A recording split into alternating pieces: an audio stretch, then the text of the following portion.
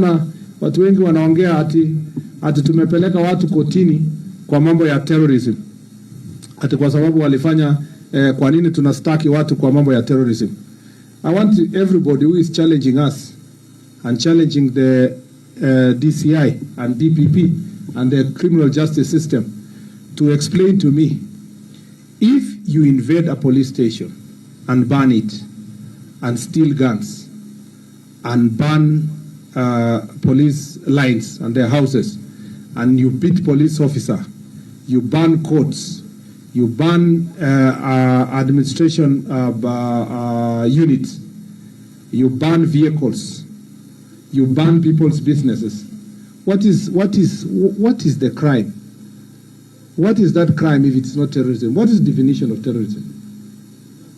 If you establish a criminal gang whose business is to invade people's businesses, if you finance some people to carry machetes, crude weapons, petrol bombs, to destroy people's property and government installations, what is that called? It's called terrorism.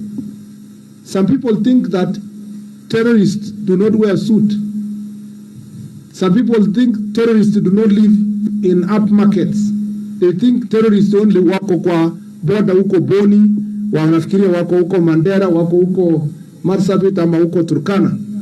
Hawajui kwamba citizens of this republic who are organizing criminals in the name of protests and demonstrations and picketing are also and paying these people to cause havoc and burn people's properties and government installations.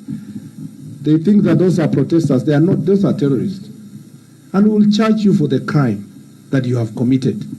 I want all the people who are challenging DCI and DPP about why we have charged those people under the Act, Anti-Terrorism Act, to show me if they have read the definition of what is terror and what is terrorism.